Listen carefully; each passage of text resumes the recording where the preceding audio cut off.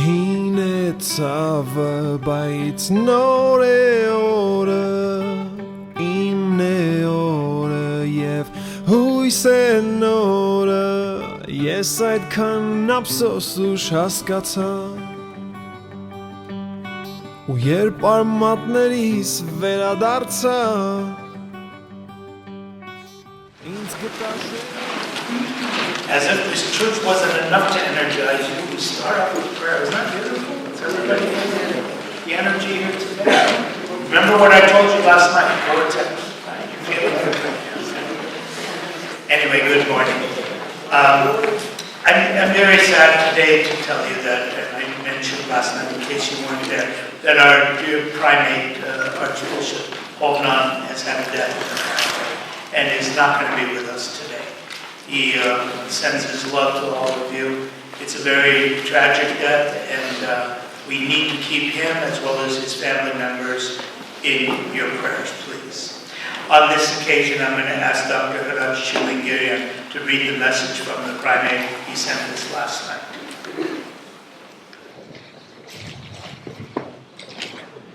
Beloved Reclaimers, it is with sincere joy that we welcome you to the 10th Annual Reclaim Conference, convened at St. Mary Armenian Church in Yettem under the gracious theme of monasticism.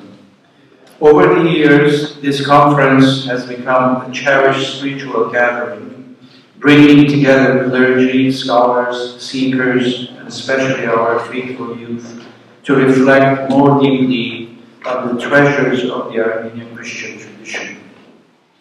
We are especially honored to welcome Bishop Menendian, whose scholarly work and devotion to the liturgical and spiritual heritage of the Armenian Church continue to enlighten and inspire our communities. We also extend heartfelt appreciation to our presenters. In a particular way, we acknowledge Father Movsesian, the visionary founder of the Reclaim Conference. Through his dedication and perseverance, this gathering has grown into a meaningful platform for exploring the depth of our faith and rediscovering the spiritual wisdom of our tradition. The theme before us, monasticism, may at first seem to belong only to monks living in remote monasteries, secluded from the noise of the world. Yet the monastic tradition of the Armenian Church has always been a living witness to a deeper truth. The human heart longs for God, and that longing is fulfilled when we make space for prayer, silence, and reflection. Our modern world moves at a relentless pace. We are surrounded by constant noise, endless information, and pressures that leave little room for stillness. And in such an environment, the soul often struggles to find peace. Sacred Scripture reminds us that God revealed himself to the prophet Elijah, not in the wind, the earthquake, or the fire, but in a still small voice. It is precisely this stillness that the monastic tradition seeks to cultivate. Through silence, discipline, prayer, and simplicity of life, monasticism teaches us that true freedom is discovered not in endless activity, but in inner peace. In many ways, such spiritual practices can become deeply healing. Many today struggle with addiction, trauma, and spiritual exhaustion. The wisdom preserved within the monastic tradition offers a path toward restoration, teaching us humility, self-discipline, and the rediscovery of peace through communion with God. Throughout history, Armenian monasteries were not only places of prayer, but also centers of learning, refuge, and renewal. They offered guidance to the searching, hope to the wounded, and direction to the restless. In this spirit, the invitation of this conference is beautifully captured in its theme: pray, learn, grow. Prayer reconnects us with God, learning deepens our understanding of the faith, and growth transforms our lives and enables us to carry the light of Christ into the world. May these days together help us rediscover the sacred rhythm of silence and prayer. May the wisdom shared by our speakers illuminate our path, and may each of us cultivate within our lives a quiet sanctuary where the still voice of God can be heard. May God bless this conference and all who have gathered here. Prayerfully, Archbishop Hovnan Derderian, Primate of the Western Diocese of the Armenian Church of North America. His Grace, Bishop Takmizyan, beloved heirs, speakers, and dear faithful President. Welcome to Yettem, a small town with a deep and beautiful history. In the early 1900s, Armenian families who survived hardship and persecution found refuge here. With faith in their hearts and hope for the future, they built farms, homes, and most importantly, their beloved church, St. Mary Armenian Apostolic Church. For generations, this sacred place has stood as a testament to perseverance, faith, and devotion to God. The stones of this church carry the prayers, tears, and gratitude of our forefathers who trusted in the Lord through every trial. Yettem is more than a place on the map. It is sacred ground shaped by sacrifice and sustained by faith. Our ancestors planted not only vineyards and orchards, but the seeds of Christian life and Armenian identity. The church became the heart of the community, baptizing generations, blessing marriages, remembering the departed, and preserving our language, traditions, and devotion of Christ. It is a true honor to celebrate the 10th anniversary of the Reclaim Conference here, where faith was not only preached, but lived with courage and conviction. It is a profound honor for our parish family to host Reclaim's 10th anniversary in Yettem. This sacred ground, watered by the faith and sacrifice of our ancestors, now welcomes a new generation seeking renewal of Christ. May this anniversary not only mark 10 years of ministry, but ignite a deeper commitment within each of us to live boldly in our faith and carry forward the spiritual legacy entrusted to us. Today, as we gather at St. Mary Armenian Apostolic Church for the 10th anniversary of the Reclaim Conference, it is especially meaningful that we do so here in Yettem, a place that itself represents reclaiming faith, identity, and spiritual strength. Just as our ancestors reclaimed their lives and rebuild their community, this conference calls each of us to reclaim our commitment to Christ, to our church, and to our Armenian Christian heritage.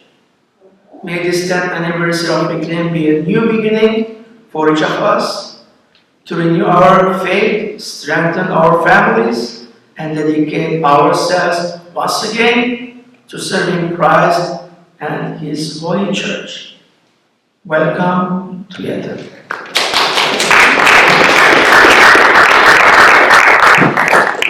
Good morning and welcome to our 10th annual Reclaim Conference, Reclaiming Monasticism.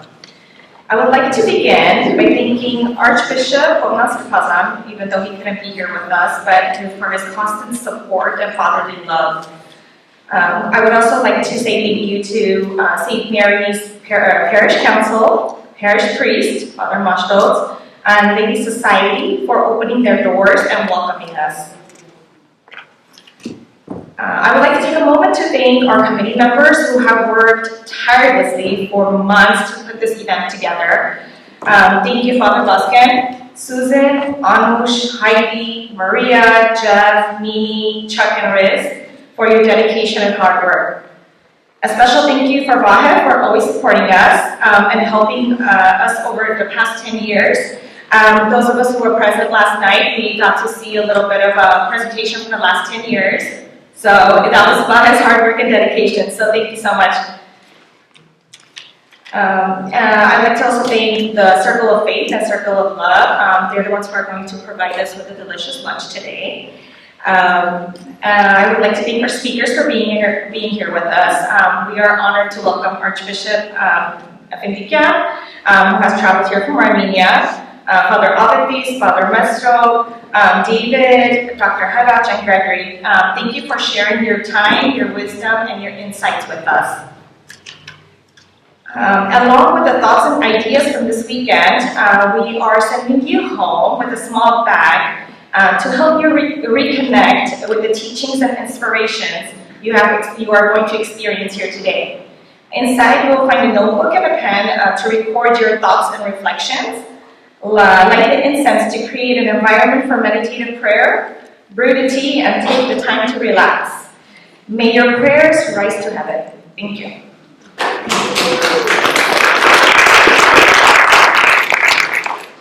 Thank you, Lusine.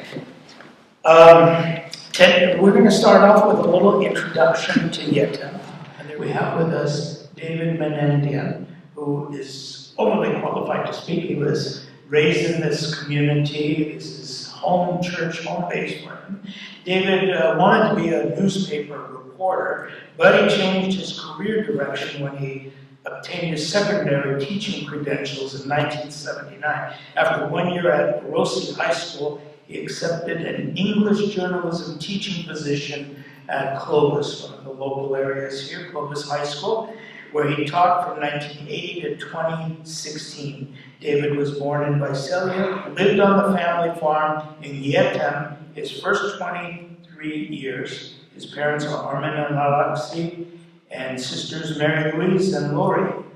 They lived among the numerous Armenian families throughout the Cutler, Orosi, Danuba, Visalia area. David and Artemis Boyd were married in 1981 and have 2 children, Armin and Ani. Armin and his wife, Elena, are architects living in Pittsburgh, Pennsylvania. Ani and her husband, Jordan Israelian, and 2 daughters, Cora and Cameron, live in San Diego. As you heard, more than qualified to tell us about Yettem, but we're going to cut his presentation into 2 portions. He'll be sharing with you a general overview right now. After lunch, he's going to give you an up-close and personal tour of Yettem. Any of you that are interested in getting to know, and those of you who do know about it, we've got another presentation. With that, David Menendian.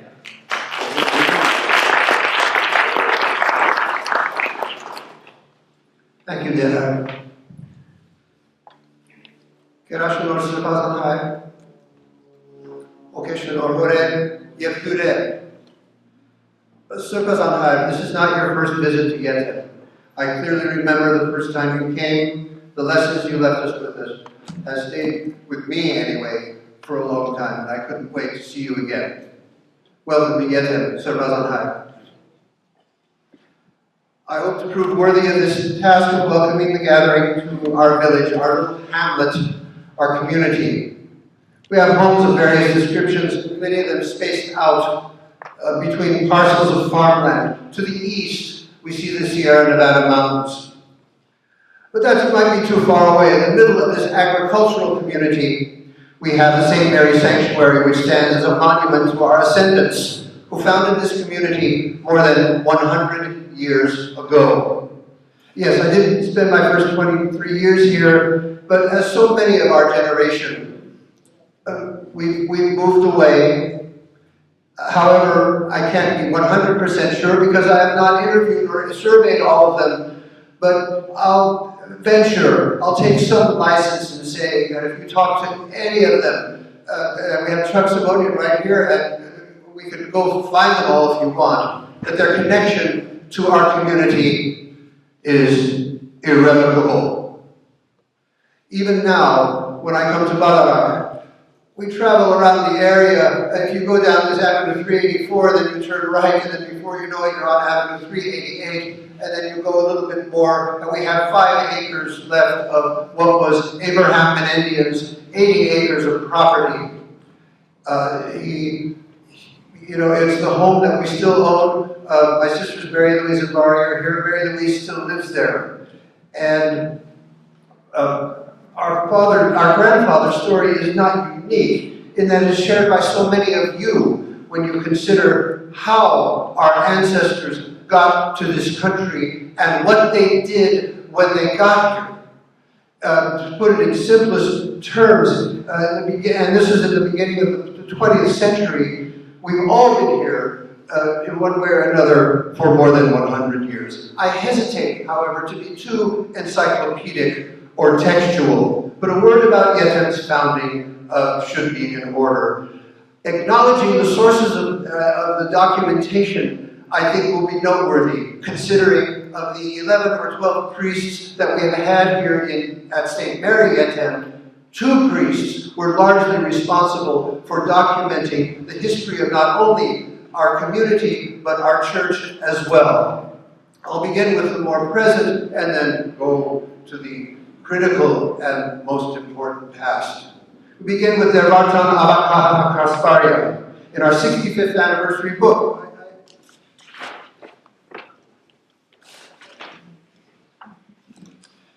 We have it here, right here, documented the history of Yettem, the church, in a way that answers really all the questions that we have regarding the founding of the community.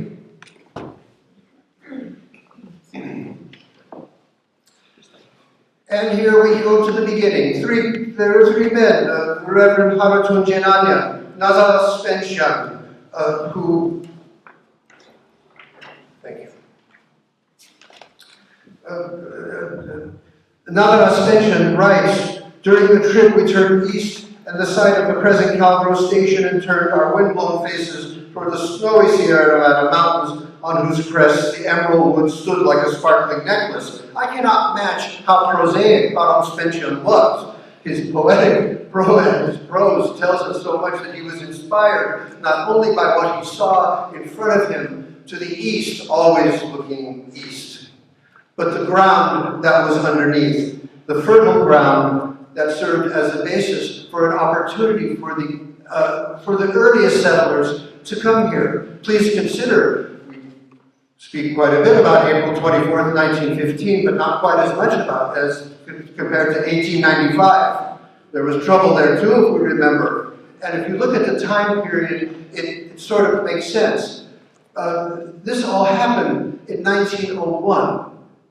And so if you look at how we were scattered throughout the diaspora, so many of them, the early settlers, came here. We have the first mention of Yettem in the Whittier newspaper that Chuck reminds me of when we applied for a post office to be located here. And in 1920, the Churchill School District officially became the Yettem School District. The name Yettem became was officially adopted according to the books in 1903. The second and previous source of documentation, I think, is also critical, as we refer to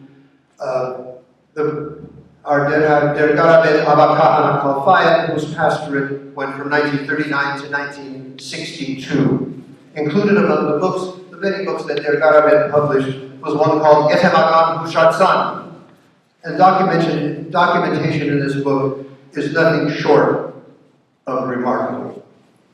In complete Armenian, of course, it talks about the earliest days of the community, as well as the documentation of the family names.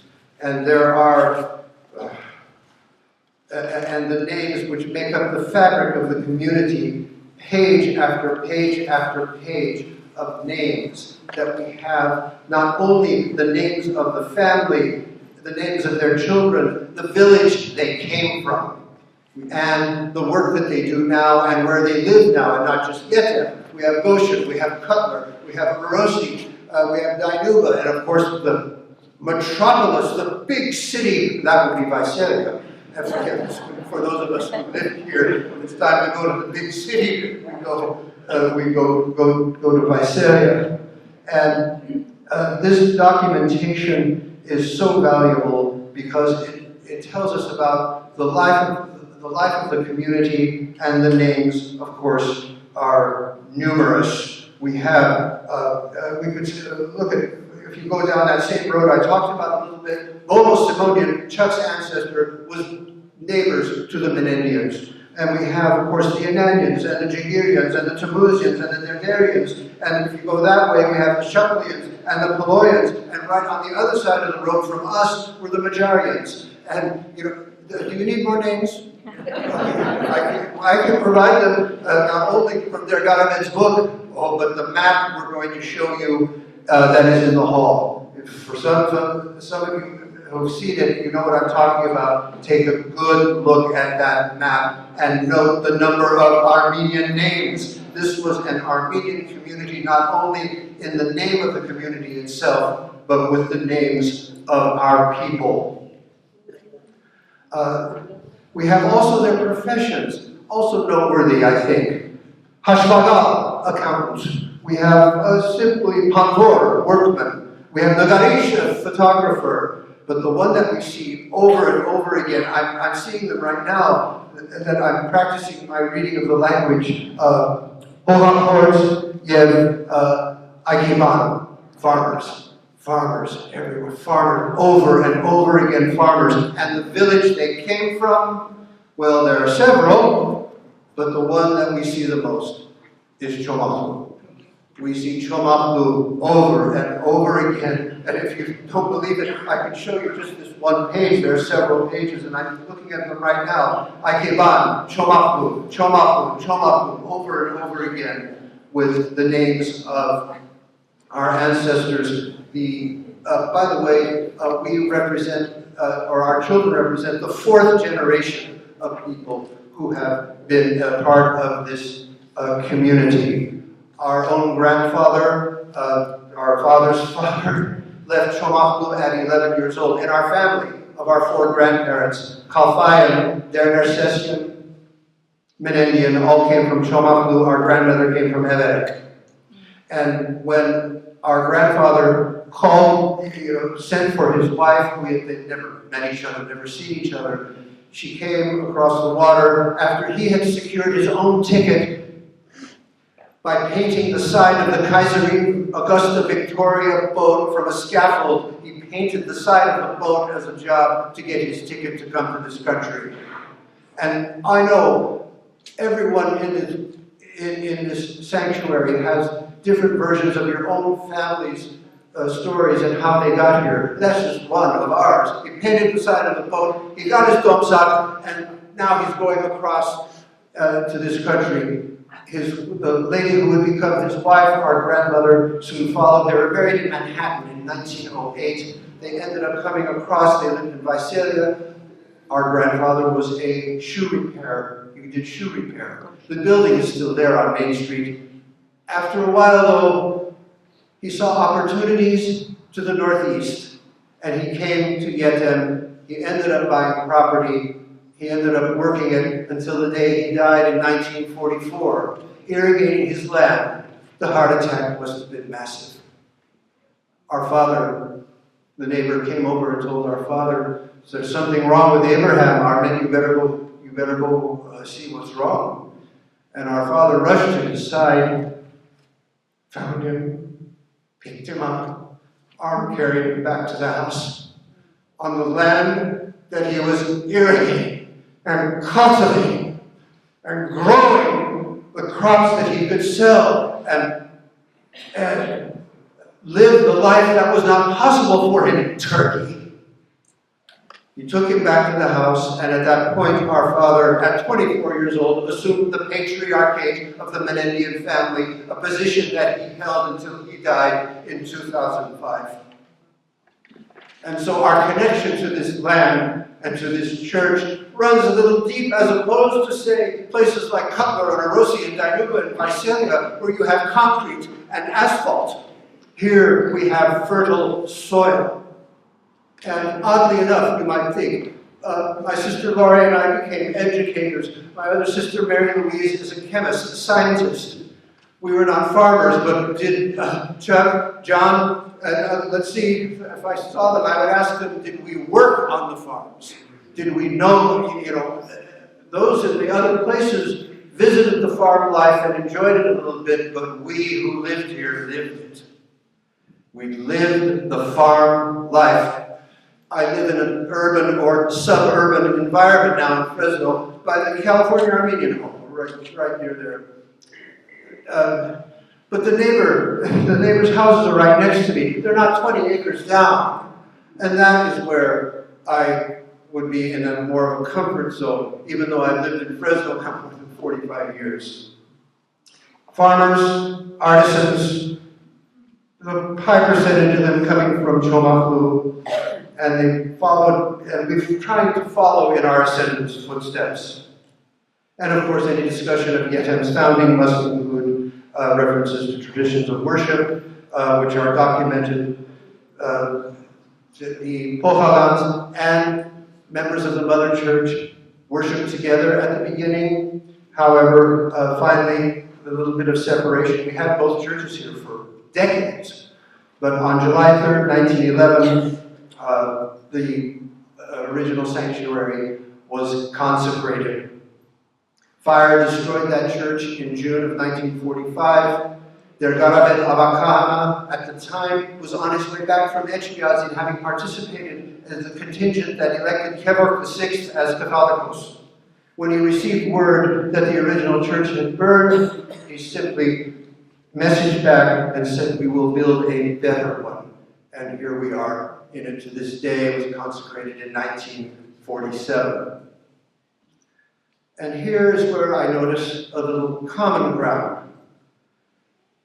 The Archbishop who originally consecrated our church said, "I pray that God keep the Armenian Apostolic Church strong as a source of comfort for all those who suffer." Is suffering what brought us here? Partly so.